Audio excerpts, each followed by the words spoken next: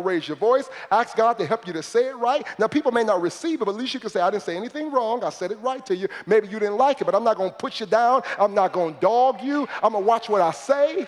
And even with my friends, I got to watch how much I joke. Because when you're with somebody you're cool with, sometimes you know that they can handle the worst you, so that's exactly who you give them. And you have to be careful to say, no, God wouldn't say that. Lord, do me a favor, push somebody in front of you and say, tell me something good. Go ahead, tell them right quick. No, say, speak life over me. Say, every time you talk, bless my life. Don't put me down. Tell me I can make it. Speak life over your children. Speak life over the person next to you. I got to get out of here. But take 10 seconds, look at the person next to you and say, you're going to have a blessed 2016. Go ahead. Say, this is going to be the best year of your life. Go ahead. So what you don't know and prophesy. Speak over their life. Say, grace is on your life. Say, you're going to another level. God is canceling your debt. God's not finished with you yet. You're blessed in the city, in the field. See how good that feels? Push somebody, say, tell me something good. Go ahead. Tell me I can make it. Tell me God's not done with me yet. Tell me that the best is yet to come. Anybody can speak negatively. And so he said, avoid all corrupt speech, which means you don't get to play cuss. You don't get to play cuss. You don't get to gossip. And be careful. I taught you years ago, be careful with what I call Christian gossip. Let me tell you, when somebody's about to give you some Christian gossip, is when they start the sentence by saying, girl, be in prayer for Mary. Because I heard, let's just be in prayer, but I heard she dating Keith in the choir. That's all I know. Let's just be in prayer, baby. Let's be in prayer. You guys gonna love this sermon. I'm almost finished. Not only am I gonna guard my heart, not only am I gonna be careful with my conversation, here's the most important thing I got, and I bid you Happy New Year. The last thing I'm gonna do, and this is gonna bless you, is maintain my focus. If I'm gonna have a blessed 2016, I gotta maintain my focus. Forget me. If it's not in the Bible, it don't mean nothing. Verses 25 through 27 says, look straight ahead and fix your eyes on what lies before you. Mark out a straight path for your feet. Stay on the safe path. Don't get sidetracked. Look straight ahead. Holla, look straight ahead. And fix your eyes on what lies before you. Look straight ahead. I give you this every year, and every year you ignore me. Some of you act like a racehorse jockey vis-a-vis a racehorse. Here's a racehorse jockey. Here's a racehorse. The horse is not looking back. Horse not looking at other horses. Horse not looking at who winning. Horse doing one thing, straight ahead. Can I suggest to you in 16, you got too much to do to look at everybody else. You got to look straight ahead. You got to set your goals. Notice what the text says. Please catch this. Look straight ahead. You got to maintain your focus. Pray for Pastor. Pray for me. I'm not preaching to TV. I'm letting TV peep in on me. I teach pastors that are on television. Don't preach to the cameras. Preach to your church and let the world peep in. No, don't preach to the world and let your church peep in. I'm preaching to you and the world can peep in. I'm preaching to the word church. This is my assignment. And I'm telling all of you, as much as I love you, Pastor is at a perfect age. I keep telling you, I feel like I'm at the perfect age. I'm not that old and I'm not that young. I feel like I still got all my good strength, young enough to love my wife, kick it with her, make love, raise our children, run around with the kids, yet hang with older people, have serious conversation, made enough mistakes as your pastor, have done some stuff that I can't take back that I'll never do again. And now can I tell you what I've learned so you can get it? If you're going to get anywhere in life, you got to maintain your focus. You have to maintain your focus. In 2016, you cannot have another blessed January and flunk in February. Everybody you know says they're going to start in January. Lean on your neighbor and say, it's January again. Go ahead. January, you're going to lose weight. January, you're going to start eating right again. January, you're going to go back to school. Push two people, say, it's January again. Go ahead. This is not going to be another January where you start strong and fade out. Your pastor is committed to help you maintain your focus, and I have to show that by example. Maintain your focus. What did God tell you to do in 16? In 16, what did he tell you? Did he tell you to work on your physical body? Do you like the way you look in the mirror? If not, change it. Yeah, change it. Do you like how much money you have in the bank? If not, work your behind off, trusting God, and change it. Do you like your relationship with your children? Do all you can do to change it. You have authority. You have to maintain your focus. He wouldn't even be a good devil if he didn't try to get you off focus. He wouldn't be a good devil. When you're getting ready to do something that's going to turn your life around, the enemy will bring good stuff to keep you from doing God stuff. You see, that's how sneaky he is. He's not going to ask you to sell dope. No, he'll have some cousin call you and say, girl, I need your help with such and such, when God didn't tell you to do that.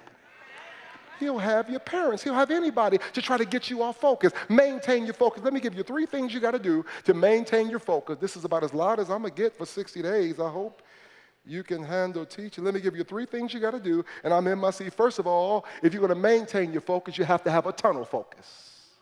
A tunnel focus. You have to be tunneled in on what God called you to do. You have to have a tunnel focus. Tunnel focus is when you say, I will not be moved. This is exactly how much money, I was thinking about that, how much money I'll have by December 31st. This is how much of my degree I'll have finished. This is how much debt I plan to pay in 2016. That is a cute skirt, but that's not in my budget. Yeah. We're all going to California. You want to go? Yeah, but that's not in my budget. Got to focus right here. Here's what we're going to be doing. No, I pray from 5 to 5:30. I need the Holy Spirit to fill me this year. I didn't have a good spiritual year. I started off reading a lot. Nothing will interrupt my time with God. Not my children, not my spouse. Here's the time I'll set my clock. There's some stuff I need. I got to have a tunnel focus. But then secondly, I have to have prioritized plans.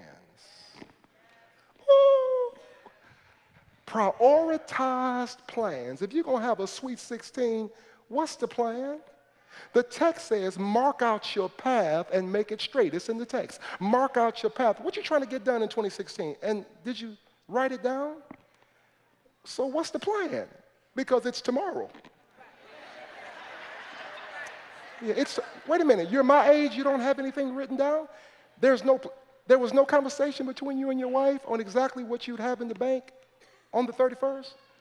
There was no conversation about here's what's going to happen in the life of the children? Yeah. Prioritize plans. I met with my staff 30, 40 hours. I was making up meetings to come back again, spend another 6 hours to look over the calendar. Here's exactly I told my financial people what the Word Church will have in the bank on December 31st. Give me the number. What can we get to in terms of savings to posture ourselves to turn this city out in 17? What will we have if things go well and we stay focused? How much exactly? Okay, how many people can we get through grief recovery? How many people do we want to get saved? How many new employees do we need? Who do we hire first? Okay, when the budget right, who we're going to hire second? Okay, we have to have that. Prioritize. Lady Vernon and I talked about how much we want in the bank by December 31st personally. What do we want in the bank? I don't care how much money you make, there has to be a plan. How much debt? How much weight will you lose? Which child will you focus on? How many books will there be reading? I got a tunnel focus. I got to get myself together. I Googled yesterday the 100 books that everybody should read. The 100 books that everybody should read. I keep asking myself, I'm reading everything. What haven't I read? Do I have a good enough world view, an arts view, a cultured view, black history, world history? I need to know, Lord, what do I need to get done? What is the plan? How many books? This is no game. This is not. Okay, so what you just going to wing it? Just going to figure it out as you go, huh? Just start tomorrow. Well, let's just get started. There has to be a plan. Most of what you see is because there was a plan. There has to be a prioritized plan. I'm telling you, man, the enemy is going to try to mess with you, but there's some stuff you got to get done. He says, mark out a straight path. You're not going to believe this last one. Thirdly, there needs to be intentional ignorance. Have you ever heard somebody say that? Intentional ignorance. What, Pastor? Intentional ignorance is figuring out what you don't want to know. Oh, that's good. Pray for me. I want to be careful here because I probably got more followers than everybody in this room on all the social media outlets. People follow me all around. Please don't stop following me. Follow me. Follow me if you want to. Well, Pastor, that's kind of wrong because I checked your social media stuff, Pastor, and you don't follow nobody. Who in the world follows zero, Pastor? That's arrogant. It's not arrogance. I tried to, but people's business kept popping up in my phone. And it dawned on me because I'm trying to go someplace, I be seeing what others are doing, and I'm tempted to try it. I see other pastors with more members than me and more charisma with me doing certain stuff, then I start vacillating on what I should be doing. I see something they tried, then sometimes I'm tempted to try when that's not what God said to me. So it hit me. I can't be watching other people right now. I'm not mad at nobody, but I got to follow Jesus. I got to follow my spirit. And I ain't got time to see who ate what. People posting their food and posting where they're headed and their vacations, and I got too much to do. Y'all pray for me. I have to have intentional ignorance. Okay, the elephants in the room, you knew your boy was going to deal with it in light of the buffoonery that we just saw the other day, where our prosecutor, who's supposed to protect the victim, said that there was nothing wrong with killing a 12-year-old baby in public space with a play gun. And to all my activists, I love you. Thank you, because you went down and marched, and many of you were in front of the Justice Center that night. It was cold and rainy, and you're marching in front of a closed Justice Center. I just want to tell you, while you were marching in front of the Justice Center, Prosecutor McGinty was at home asleep with 2 police whose taxes you pay protecting his house. And it dawned on me, they don't care how much we march. They don't care how much we sing we should be overcome. The only thing that moves the needle is money. What moves the needle is power, numbers, and money. Because in March, he comes up for election. And you can sing and march all you want, but if you don't vote. So the reason why I got to maintain my focus is because I need to get on 93 FM and 107.9 2 days before the election and take a check down there and say, don't play no other commercials but me. This is Dr. R.A. Vernon. McGinty must go. I approve this message. Y'all not hearing me. Y'all not, What I'm trying to tell you is that I have to stay focused. I'm in a city that needs leadership. We're a poor city. I'm tired of us being the butt of all jokes on ESPN. Who wants to